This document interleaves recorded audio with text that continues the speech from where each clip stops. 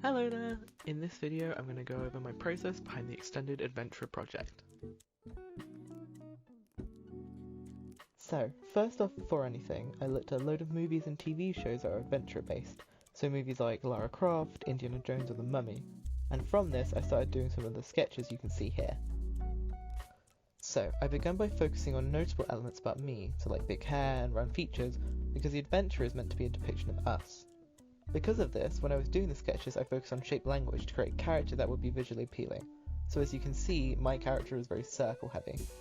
So from my initial sketches I then went on to develop them a bit further. So first I made the basic silhouette of my cartoon self to give me some framework to work off. And then I created the first part of character concept. For this I focused on making the character look like me, so I used outfits I already have like the purple tie-dye jumper, so it reflects how I look in real life.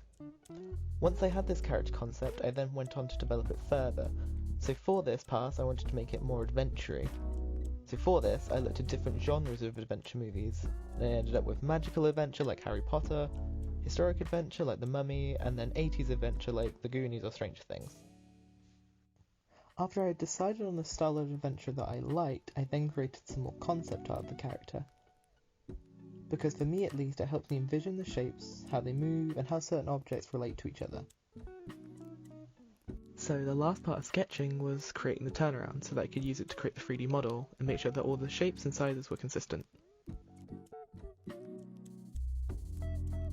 So here's where the 3D modelling begins. First up is the lowest poly model. This was my first ever attempt at using Maya, so I wanted to familiarise myself with the software. So this model is considerably basic and I wanted to create it with mostly simplified shapes. After I'd familiarised myself with the software, I then moved on to the second pass of 3D. With this model, I made some changes to the design as I could see some things were going to work already, like the hair. But I also wanted to create some more complex elements like the hands to make a more detailed low poly model.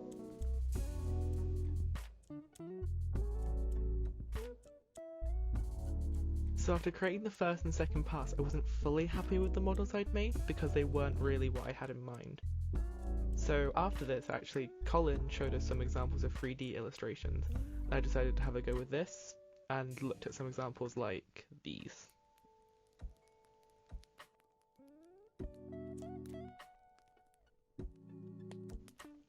So, after I'd looked at those 3D illustrations, I made a version of my own head in Maya to get more comfortable with the software, and whilst doing this, the model kind of struck me as festive.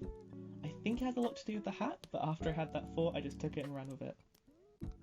So like before, I looked at movies and television for inspiration, so for example Elf, Home Alone or Nightmare Before Christmas, and then from this came the new secondary sketches. So with these, I focused on keeping them both adventure-y but also festive. I wanted to meld the two together. So for example with the Christmas themed weapons or the environment, stuff like that. So after I'd done some research and planning, I was able to create my third model and I much prefer this one. It's not only got elements that I created for it like the hands, the shoes and the puffy coat, but to me at least it's much more of an appealing and smoother looking model. And then after this is where I did the objects, and I learned so much from this. So to start, I learned how to apply complex textures like on the candy cane. I learnt how to apply noise and bump maps, so like with the shield and the sole of the pole. I learnt how to use mash for random elements like the candy cane background or the sugar on the gumdrops of the shield. And finally, I learnt how to make things glow like with the phone screen or the sole of the pole. So after I'd done all of this, I then made my scenes. These were mainly for me, but I also wanted to create an amalgamation of everything I'd learned and created. And then luckily, in one of Matt's lessons, we learnt how to use emitters, so I used this to my advantage and made the snow. Hi there, Owen here. Realise I haven't actually put anything about any of the other work I've done, so I'm going to put it in now before the final thoughts.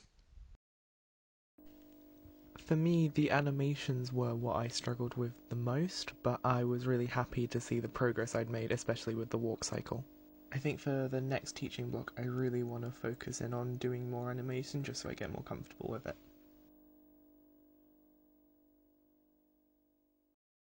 Overall, I really enjoyed this project. It allowed me to not only showcase some of my own skills, but it also allowed me to develop some skills in new areas.